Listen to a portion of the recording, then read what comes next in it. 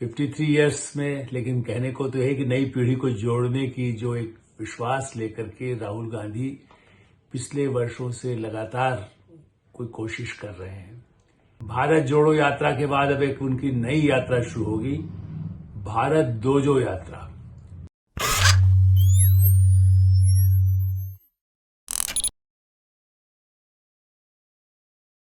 नमस्कार, मैं हूं आलोक मेहता।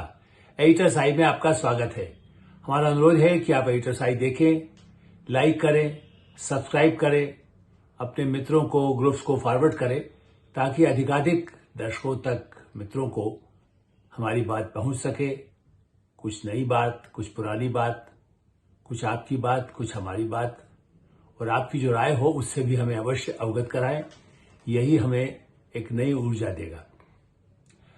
तो नई पीढ़ी की बात है तो राहुल गांधी, अब नई पीढ़ी तो नहीं कहेंगे 53 इयर्स में, लेकिन कहने को तो है कि नई पीढ़ी को जोड़ने की जो एक विश्वास लेकर के राहुल गांधी पिछले वर्षों से लगातार कोई कोशिश कर रहे हैं।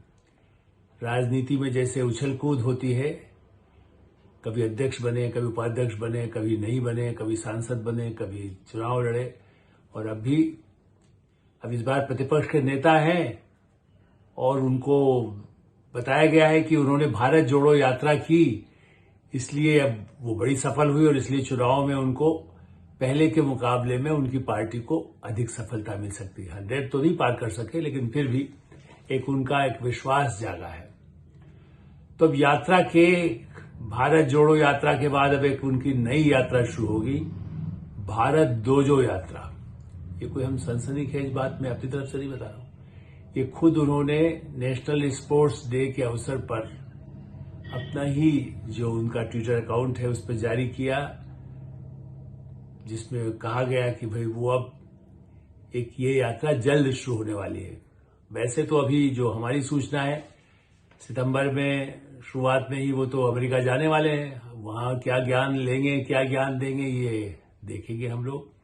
कुछ गोपनीय होता है, कुछ सार्वजनिक होता है। वहां भी प्रवासी भारतीयों से चुनाव फिर से है। चुनाव से पहले उनकी विदेश यात्रा बहुत आवश्यक होती है। सैम पिट्रोदा जी उनके सबसे बड़े सलाहकार वहां पर हैं और मित्र हैं, जहां जहां उनकी पुरानी मित्रता रही है। कुछ जो उनके चाहने वाले हैं, विरोधी भी हो सकते हैं, जो उनसे असहमत हो, विरोध करने वाले भी हों, इसलिए विदेश जाएंगे। लेकिन अभी से उन्होंने ये दिखाने के लिए कि भाई देखिए, हम अब ये जो भारत दोजो यात्रा है, उससे पहले उनका यही कहना है कि हम जब भारत जोड़ो यात्रा में एक शाम दिन भर चलने के बाद जियो जित्सु, एक ब्राजीलियन, इसको आप कह सकते हैं मास्टर आर्ट है, अपने ऊर्जा को बढ़ाने या उसको खर्च करने, अब दिन भर चलने के बाद भी ऊर्जा को कैसे मानसिक रूप से उसका लाभ मिले, एक नया स्टाइल है जैसे आप कहते हैं। यूं हमारे यहाँ उसको अलग अलग तरह का, कोई जूडो कह देता है, कोई कुछ कहता है, लेकिन सही बात यह है कि ये जापानी भी है। ब्राजील वाला जियोजित्सु है, लेकिन जापानी जो है उसका भी एक, जिसको कह सकते हैं आइकोडो जो है, वो जापानी खेल है।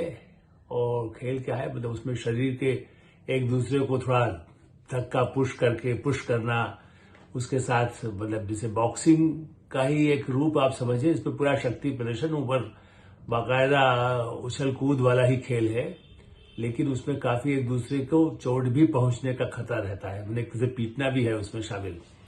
उसको फ्री स्टाइल कुश्ती मत समझिएगा, लेकिन हाँ, कुछ अपने कर्तव्य दिखाने का मौका राहुल गांधी खुद करके भी दिखाते हैं। वो मैंने ब्लैक बेल्ट है उनके पास। माना जाता है कि जिसकी आपको यदि किससे भिड़ना हो, मुकाबला करना हो आत्मरक्षा के लिए, राहुल गांधी इस समय आत्मरक्षा, राजनीतिक दृष्टि से भी आत्मरक्षा के अभियान में लगे हैं। और लोगों को भी बार बार, पहले उन्होंने नारा दिया था कि देखिए मोहब्बत की दुकान है, मोहब्बत, अब वो खुद ने मोहब्बत की उसका राज तो कभी बताते नहीं है। शादी की बात भी कहते हैं, हाँ होगी तब बताएंगे। वो क्या है, वो तो उस पर अलग अलग कहानियां रोज चलती रहती है, कुछ अटकलें होती है, कुछ सच होगी, कुछ झूठ होगी, पता नहीं, हम लोग तो उसकी पुष्टि नहीं कर सकते। लेकिन अब उनका एक नया है, आइकोडो स्टाइल में जियोजित्सु, और वो उसका भी अब जब यात्रा करेंगे तो उससे लोगों को, युवाओं को जोड़ने का, युवा भी किशोर युवा। अब भारत में युवा मतदाता 50% से अधिक होने वाले हैं, हो ही चुके हैं लगभग। वोट कितने डालते हैं नहीं है, युवाओं को प्रभावित करने के लिए कई तरीके होते हैं कि आप उनको शिक्षा से जोड़िए, कोई खेल से जोड़िए। कहने को कुछ लोगों ने इसकी तुलना ये भी करते हैं कि भाई राष्ट्रीय स्वयंसेवक संघ में जैसे शारीरिक प्रशिक्षण होता है, तो राहुल गांधी को किसी ने बताया कि भाई देखिए वो भी शारीरिक शिक्षा का काम उनका तो बचपन से लोगों को जोड़ते रहे हैं, सब इकट्ठा करो। अब ये कितने संगठन में, कांग्रेस पार्टी में कितने लोग जो है आईकोडो जानते हैं और जो सब सिखाएं, सब जगह प्रशिक्षक वो हायर करें, किराए पर तो लाने के लिए साधन संपन्न तो बहुत अधिक है ही। राहुल गांधी मॉडर्न है लेकिन साधन संपन्न में उनकी कोई तुलना तो है ही नहीं। उनके सबसे बड़े नेताओं में से हैं, प्रतिपक्ष नेता हैं और पावरफुल है। उनको बार बार प्रधानमंत्री के रूप में सबसे बड़ा दावेदार प्रतिपक्ष का बताया जाता है कांग्रेस पार्टी के नेताओं की तरफ से।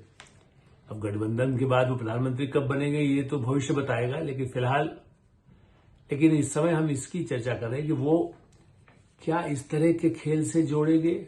हम कहेंगे भाई चलिए, वैसे तो शुभकामना देना चाहिए, कोई भी नई शुरुआत करते हैं और किसी का दिमाग, किसी का शरीर ठीक करने के कौशल, जिसको आप कह सकते हैं, उसके प्रशिक्षण के लिए और आप यदि तैयारी कर रहे हैं तो हम उसको कैसे उसकी भर्त्सना करेंगे, उसको कहेंगे कि आप गलत है। राजनीति में उल्टा पुल्टा जो करते हैं, वक्तव्य देते हैं, सरकार बिल्कुल बर्बाद है, लोकतंत्र खत्म हो गया है, न्याय नहीं मिल सकता है। अभी भी उन्होंने कल भी यही कहा कि न्याय तो मिल ही नहीं सकता है इस देश में।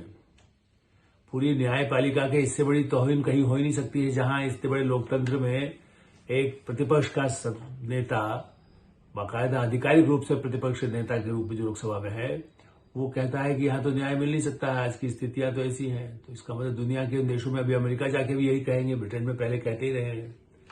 तो आत्मरक्षा के लिए जो फार्मूला नया निकाला उन्होंने किस भारत देश में, अब ये आप कह सकते हैं कि संघ का हो ना हो, उनको ये भी तो बताया जाता है कि पुराने नेता, कोई कबड्डी से आए शरद पवार, तो अब कबड्डी का जमाना रहा नहीं, अब क्रिकेट का जमाना है, तो क्रिकेट की राजनीति अपनी जगह, उनके भी पार्टी के नेता उनके साथ कई हैं, सहयोगी भी हैं जो क्रिकेट के खिलाड़ी रहे हैं। और जय शाह के बनने पर जरूर उनको, जब अंतर्राष्ट्रीय क्रिकेट कंट्रोल बोर्ड के जब अध्यक्ष बन गए हैं, तो उससे तो थोड़ी तकलीफ है उनको। ममता बनर्जी ने भी जिस तरह से उनकी पार्टी के लोगों को टिप्पणियां लगी, ये अलग बात है कि उनकी पार्टी के लोग भी जय शाह के नेतृत्व में पहले काम करते रहे हैं, बंद कमरे में या खेल के मैदान में एक साथ, और चुनाव के मैदान में एक दूसरे के विरुद्ध मोर्चा पार्टियों के खिलाफ। जबकि जय शाह तो राजनीति में नहीं है, लेकिन राहुल गांधी को लगा कि युवाओं को जोड़ने के लिए क्रिकेट पुराना हो गया, फुटबॉल पुराना हो गया, कबड्डी, खो खो भी वो खेल सकते थे। खो खो तो ऐसा है जिसमें एक आया, दूसरा दौड़ा, भागा। तो लेकिन राहुल गांधी ऐसा नहीं चाहते, वो चाहते हैं कि मैं सुरक्षित रहूं, इसलिए आत्मरक्षा ही उनका सबसे बड़ा माने जिसको कह सकते हैं मूल मंत्र है। शायद सोनिया गांधी, उनकी मां, उन्होंने निश्चित रूप से सिखाया है कि भाई तुम्हें आत्मरक्षा करना सीखो, चूंकि दुनिया में बहुत खतरे उठाना पड़ते हैं। पहले भी कहा गया था कि राजनीति बड़ी जहर है। अब ऐसी स्थिति में, लेकिन इसलिए थोड़ी सी चर्चा राजीव गांधी की करूंगा, जो उनके बेटे हैं, बल्कि संजय गांधी की भी। कुछ पत्रकार होने के नाते मुझे इंदिरा गांधी से लेके प्रधानमंत्री वर्तमान नरेंद्र मोदी जी से मिलने का सौभाग्य रहा है। लगभग सभी प्रधानमंत्रियों से मेरी मुलाकात हुई है, राष्ट्रपतियों से हुई है। और इसीलिए जब संजय गांधी राजनीति में आए या चुनाव नहीं लड़े थे, तब भी मैं उनका इंटरव्यू किया। राजीव गांधी से भी मिलते रहे, हाँ, सोनिया गांधी से भी मिलते रहे। इंटरव्यू तो उनका औपचारिक नहीं हुआ।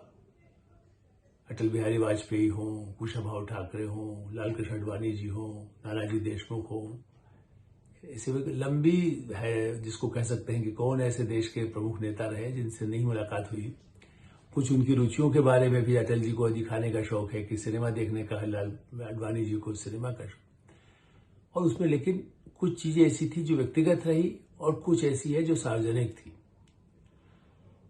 तो यदि देखा जाए तो पहले राजनीति में संजय गांधी आए थे, तो संजय गांधी का क्या शौक था?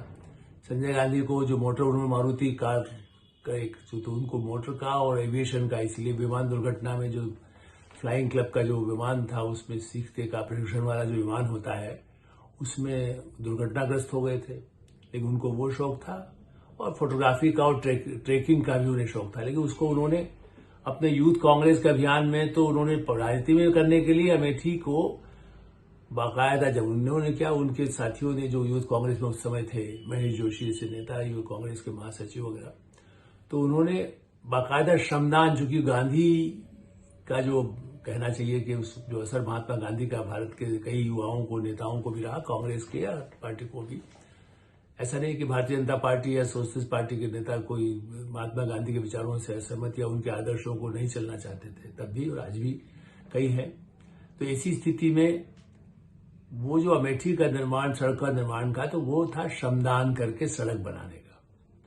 मुझे याद नहीं कि राहुल गांधी वो जब कहीं टैक्सी में रहते हैं, कभी कार में जाते हैं, कभी ट्रक में जाते हैं, कभी किसी के साथ रेल उसमें यात्रा करते हैं, मेट्रो में यात्रा करते हैं, लेकिन हाँ, कोई ऐसा रचनात्मक काम के किसी अभियान में वो श्रमदान की तरह से या मैदान में लोगों को उस तरह से कहाँ क्या काम किया जा सकता है, कोई भूकंप नीला आया है, बाढ़ आई है, या कोई ऐसी प्राकृतिक विपदा है, या कोई ऐसी बीमारियां हैं जिसमें वो घर घर जाकर कोई दवाई बांट रहे हो, ऐसा काम उन्होंने तो नहीं किया। पार्टी के लोगों के लिए रक्तदान शिविर जैसे कुछ कार्यक्रम होते हैं। तो संजय गांधी को शौक था, राजीव गांधी को भी एविएशन का ही शौक था उनको सबसे ज्यादा, और फोटोग्राफी का शौक था, जो वो खुद भी बताते थे कि मुझे फोटोग्राफी का शौक है। कई उनके फोटोग्राफ्स जो है बाद में पुस्तक वो भी निकले हैं, जो उन्होंने उनके खींचे हुए प्रकृति के साथ जाते हुए। उनको फोटोग्राफी का शौक था और नेचुरली तेज कार चलाने का शौक सबको रहा है। जहां तक मेरी जानकारी है कि राहुल गांधी अपने जो परिजन हैं रॉबर्ट वाड्रा, उनके साथ मोटरसाइकिल के भी, जो हमारा दिल्ली के कई आसपास के इलाके हैं वहाँ मोटरसाइकिल से भी तेज मोटरसाइकिल चलाने के भी उनको बड़ा शौक रहा है, गाड़ी तेज चलाने का शौक भी रहा है। लेकिन हाँ, ये शौक पहले हमने सुना था कि वो बॉक्सिंग वगैरह, तो बॉक्सिंग हो सकता है रॉबर्ट वाड्रा चाहते हो या ये, लेकिन उनको ज्यादा शौक अब सामने सामने दिखाई दिया है, जिसका उन्होंने खुद भी उद्घाटन किया कि भाई वो तो पहले भी करते थे और वाइकोडो को जो है वो ज्यादा बढ़ाएंगे, युवाओं में आत्मरक्षा का जो एक मैसेज देंगे। और राहुल गांधी को शौक है क्या, नूडल्स और इस तरह के जो समुद्री फूड है उसका ज्यादा शौक है खाने को। वो सब खाते हैं, कहते कोई फूडी है, आपने देखा होगा फूड वाले या टूरिज्म वाले जो चैनल के लोग हैं उनके साथ वो बात करते हैं और उसमें उस तरह की अपनी बातें बताते रहते हैं। कभी कभी जब साल में 2-4 साल में जब उनको मौका मिलता है यात्रा में प्रचार, जैसे अंतर्राष्ट्रीय, असल में वो इंटरनेशनल नेता की तरह से अपने को भारत में, अब प्रधानमंत्री नरेंद्र मोदी ने जिस तरह योगा किया उसका मुकाबला तो कर नहीं सकते, उसको यूनाइटेड नेशन से बढ़ा लिया। तो अब उन्हें लगता है कि नहीं, विदेशी जापानी फार्मूले से कुछ हो सकता हो, ब्राजीलियन फार्मूले से कुछ हो सकता हो भारत की राजनीति में। देसी फार्मूला शायद उनको पसंद नहीं आते। वो कबड्डी पता नहीं कभी खेले या नहीं खेले, मैं नहीं जानता, शायद पवार ने कभी उनको सलाह नहीं दी कि आइए कबड्डी से हमने शुरू किया था, आप भी नई पीढ़ी के हैं, कबड्डी को प्रोत्साहित करिए, भारत में ओलंपिक के लिए तैयार करिए। उसके लिए फुटबॉल में यदि उनको, और उनके जो मित्र हैं वो कह सकते थे, लेकिन उनकी रुचि इस तरह के जो मार्शल आर्ट है वो आधुनिक, चूंकि वो मानते हैं कि वो पुराण और कथा भी पढ़ते हैं जिसका क्या इंटरप्रिटेशन करते हैं आप सब जानते हैं, और इसी तरह से आधुनिक मार्शल आर्ट में उनकी ज्यादा रुचि है। राजीव गांधी दलिया खाकर के, जब वो पायलट भी रहे थे तो सुबह दलिया खाकर के निकलते थे ताकि दिन में यदि खाना न भी मिले तो चलेगा काम। उन्होंने ही मुझे ये बात बताई थी और बड़ा हमने उसको एक खबर भी बनाया था कि उनको दलिया प्रिय है सुबह के नाश्ते में। लेकिन राहुल गांधी की पसंद ज्यादा मॉडर्न है। आपने कई उनके जो प्रोग्राम में भी देखा होगा, जो खाने पीने का उनका सामान सामने होता है उसमें इस तरह की देसी चीज नहीं। आफ्टर ऑल राहुल गांधी को एक आधुनिक नेता के रूप में उभरना चाहते हैं, वो युवाओं के नेता। अब युवाओं के रोजगार पर आज फिनटेक में बड़े समिट जो अंतर्राष्ट्रीय, जिसमें 50,000 से अधिक लोग मुंबई में जमा थे, तो वहां प्रधानमंत्री नरेंद्र मोदी उन युवाओं से जुड़ते हैं। उन युवाओं के बीच में कैसे, जैसे कंप्यूटर क्रांति राजीव गांधी ने जिसका श्रेय लिया और बाद में सचमुच में उस समय उसके बाद मेट्रोदा ने उनको सहायता दी, सलाह दी, लेकिन उसका पूरा लाभ सही माने में भारत की जनता तक तो नरेंद्र मोदी ने पिछले 10 साल में कई तरह के फार्मूलों से उस कंप्यूटर क्रांति का सही उपयोग करके हर गरीब गांव के दूर दराज पहाड़ समुद्र के किनारे मछुआरे हो चाहे किसान हो, वो डिजिटल से पेमेंट कैसे कर सके, भुगतान कैसे कर सके, इस तरह के प्रयोगों को या योग को, आयुर्वेद को बढ़ाने पे ध्यान दिया नरेंद्र मोदी ने। और राहुल गांधी कैसे मारपीट, आगे धक्का दे करके आगे अपनी सुरक्षा के नाम पर पहले दूसरे पर भी प्रहार करेंगे, तभी तो सुरक्षा की बात उनसे सिखाएंगे। तो इस स्थिति में उनकी प्राथमिकताएं वेस्टर्न स्टाइल है, पश्चिमी है। भारत को, युवाओं को, गांव के लोगों को, जहां उसके लिए मार्शल आर्ट की जो ड्रेस है वही अपने आप में थोड़ा सा तो कपड़ा उसके लिए महंगा खरीदना पड़ेगा। वो अलग बात है कि भारत में जिस तरह के उन लोगों को तक ये पहुंचेगा कैसे, और क्या संगठन के लोग, कांग्रेस पार्टी के लोग इस खेल को, हाँ, यात्रा के समय कुछ लोग इकट्ठा करके जो उसका अभ्यास और बढ़ाए, कुछ शिविर लगाए, तो उसकी तैयारी करनी होगी। उसका एक अलग खर्च, जैसे पहले 2.5 करोड़ रुपया रोज का खर्च का लोगों ने अनुमान बताया था, ट्रक में सब सामान, ड्राइंग रूम, ड्रेसिंग रूम, जब काफिला चलता था तो पता नहीं। अब भारत जो यात्रा जो होगी उसमें कौन से ट्रकों का इस्तेमाल होगा, उसमें भी कहीं ऐसे मार्शल आर्ट वाले एक्सपर्ट भी साथ चलेंगे, क्या होगा ये तो भविष्य में पता चलेगा। लेकिन बहरहाल एक यात्रा, जिसको फिर से एक यात्रा कहना चाहिए कि संघर्ष की यात्रा, संघर्ष ही संघर्ष उनके पास हर बार जब कुछ हो, चुनाव के पहले थी ये सूचना जो पहले थी वो 2019 के समय, 2014 के समय से ही उनका ये खेल से प्रति शौक उन्हें जागा था, और इसीलिए उन्होंने कहा था कि इसमें मैं ज्यादा रुचि ले रहा हूं। तो खेल खेलते रहेंगे, राजनीति का खेल हो, मैदान का खेल हो, या यात्रा में आंख मिचौली का खेल हो, राहुल गांधी का खेल जारी रहेगा। राजनीति में उसका क्या फायदा मिलेगा ये तो चुनाव में देखने को मिलता रहेगा। हम और आप लोकतंत्र में उम्मीद करते हैं कि जनता के जुड़े हुए साक्षरता का प्रोग्राम, जो कि समय संजय गांधी के समय जिसकी चर्चा होती थी, राजीव गांधी के समय चर्चा होती थी, बाद की सरकारों के लिए भी हुआ साक्षरता का अधिकार, उसकी बात कम करके मार्शल आर्ट, आधुनिक मॉडर्न खेल कूद और सही या गलत सूचनाओं को बमबारी की तरह से फेंकना मोदी सरकार के खिलाफ, उसका प्रशिक्षण जरूर उनकी पार्टी और उनके नेता देते रहते हैं। वो तो उनका निर्णय है, वो जैसा चाहे। वो सोचते हैं कि प्रचार से भी उसका एक लाभ होता है, इस तरह के दुष्प्रचार हो या उनके हिसाब से वो सही प्रचार हो। देखते हैं इन सबका फायदा क्या चाहे राजनीति में मिलेगा। एडिटर साइड में हम विराम देते हैं। आप एडिटर साइड देखते रहें, लाइक करें, सब्सक्राइब करें, मित्रों को, ग्रुप्स को फॉरवर्ड करें, और आपकी जो राय हो उससे हमें अवश्य अवगत कराएं। धन्यवाद, नमस्कार।